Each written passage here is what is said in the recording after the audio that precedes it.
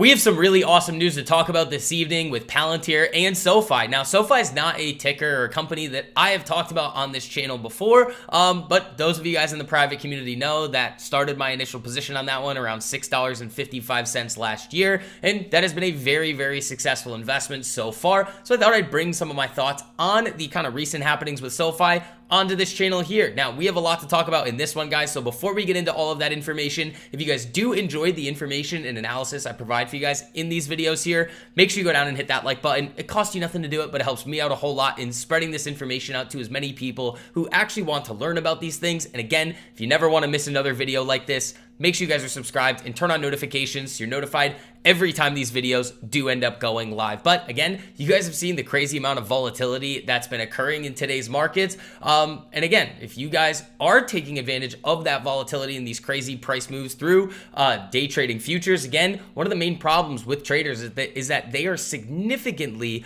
undercapitalized, and Apex Trader Funding is having an insane 90% off sale right now. It ends tomorrow. If you guys want to get funded up to millions of dollars to trade, make sure you guys check out that link down below. Use code VIX to get 90% off and save yourself some money. But let's get right into it over here. We're going to start off with Palantir. So here's the big news for today. Google Public Sector and Palantir collaborate to bring Google Cloud to FedStart. At Google Public Sector, we are committed to helping our customers execute their missions. Now we're expanding this commitment by adding support for Palantir's FedStart program so public sector customers can utilize software and applications on Google Cloud's accredited infrastructure through the Palantir FedStart program. Now, for those of you guys that don't know, the Palantir FedStart helps U.S. government agencies achieve compliance, scale operations, and access innovative mission critical solutions from leading independent software vendors. Our collaboration with Palantir also gives independent software vendors a faster path to accreditation and impact. At launch, the first ISV to use this new capability is Anthropic. Its Claude for Enterprise application will be available to federal government agencies through Palantir FedStart on Google Cloud. Again, guys, Palantir, we have talked about this time and time again, whether it be in their normal kind of everyday commercial sector or in the government sector. There have been a lot of kind of rumors and fear over the last couple of months here with this new administration shifting things around, whether Palantir was going to get some of their contracts cut, whether their commercial business was going to suffer due to the uncertain economic conditions, and we are really not seeing that at all. We've talked about this a lot, guys, that Palantir's software is so far beyond and able to deliver so far beyond a lot of these other different software providers in the same sector that they're really not on the chopping block in any way for these government contracts. And again, especially in these uncertain environments, if you can become more efficient and more effective as a corporation, well, that's going to enable you to not only withstand a lot of these uncertain economic conditions, but come out even stronger. And we're seeing that reflected in the chart today. Honestly, this was one that I wanted to take advantage of here on this really, really strong bullish setup to the upside on a little bit of a short-term trade. We did see that pretty significant gap up, so I left this one alone. But again, we were talking about this setup here in prior videos. This was looking very, very, very solid, moving up, consolidating along this daily 10 exponential moving average. Ended up getting that break to the upside. I think if overall market conditions hold up, which we are going to talk about in this video here, the new comments from Besson and what this means for the market moving forward here over the next couple of weeks and months, we could easily see Palantir back up to that 109, 110 area before it kind of balances out or potentially gets a little bit of a retest at some lower levels. Now let's move on a little bit and talk a little bit about Sofi here. We actually have a very, very interesting tweet from this individual on Twitter. Sofi is working on level 1 options, found these in the app code, and you can see here that Sofi is preparing to offer level 1 options here. So for those of you guys that don't know, level 1 options is the ability to sell cash secured puts and covered calls against shares that you own. Now, you have heard some of these people talking about in the past that this is not something that Sofi has offered and something that could easily not only keep customers hanging around if they are invested on SoFi's platform, but also kind of driving new customers to the platform that we're seeing that SoFi didn't offer this and are now going to see that they do potentially in the near future and say, okay, this is going to be the place where I want to keep a portion or all of my investments. Now, again, SoFi has a lot more going on than just the addition of level 1 options here. One of the main things is going to be crypto coming back to SoFi in some way, shape, or form. And again, Anthony Noto has actually released some comments about this recently. Let's actually roll that clip right there so that you guys that haven't seen it can get a little bit of a better understanding with exactly what's going on in the crypto side with SoFi, because they used to offer it and then they stopped offering it in the end of 2023. The world's changing very quickly. The OCC put out an interpretive letter that now allows SoFi to be back in the crypto business, and I couldn't be more excited. Spent the whole weekend working my butt off and talking to dozens of people to make sure that we capitalize on this opportunity as fast as we possibly can. And so, you know, it's a new day, and every day can be a new day. And that's a great example of waking up and not knowing what's going to happen. It turns out to be, I was elated when I saw that information, and I'm even more elated knowing what's in store for us in front of us in terms of cryptocurrencies. So again, the SoFi management team is working very diligently to offer crypto to their customers again and again, as we see potentially a declining interest rate environment over the next couple of years here. Again, a lot of SoFi's other offerings, student loan refinancing, HELOCs, a lot of the different elements of their business there could also see a very nice boost. Now, again, let's take a look briefly at the chart of SoFi here too, because we are seeing some interesting developments here. Again, another very, very strong bullish setup here that we were looking to take advantage of. But again, when you see these big gap ups happen, this is something that I tell the private trading group a lot.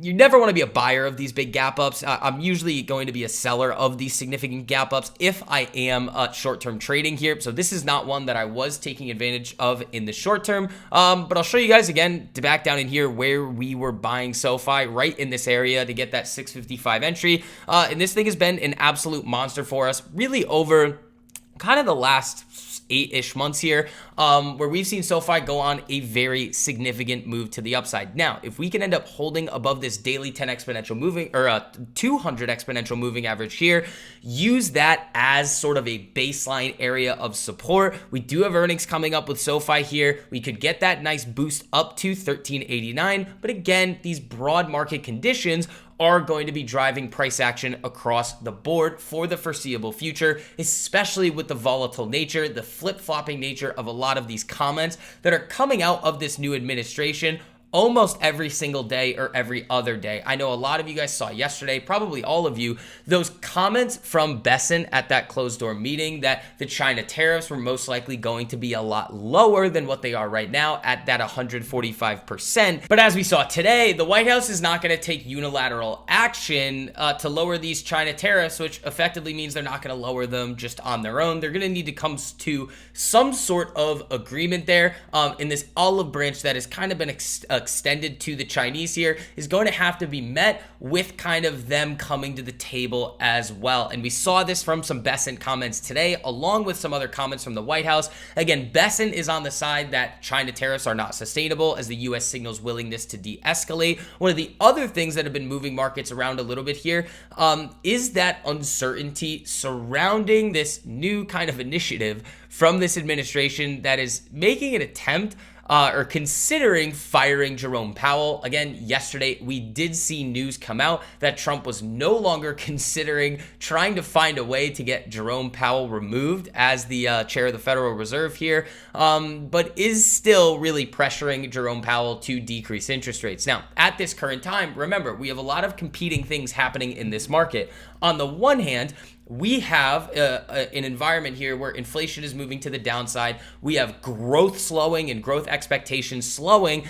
but a lot of these Fed officials are still looking towards these potentially inflationary effects in the short term of these tariffs. The Fed is not going to start cutting rates if we are going to see significant adverse supply chain effects. Again, a lot of these new additional costs getting passed onto the consumer in the short term. They are not going to be able to make a decision on interest rates in the present here, they're going to have to wait until we actually see a lot of these kind of trade deals starting to get more telegraphed into the open and saying, okay, this is what the trade deal is looking like it's going to be, and this is what it is probably going to lead to as an effect on the overall economy. And that's when the Fed is going to start to be able to make a better decision as it relates to cutting rates. So the main thing that I have been talking about a lot in these videos in the private group is that no matter what headlines that you guys see that things are going well, it's like it's so over, we're so back, continuous rapid cycle that we're seeing. This situation is going to take a decent amount of time in order to play out.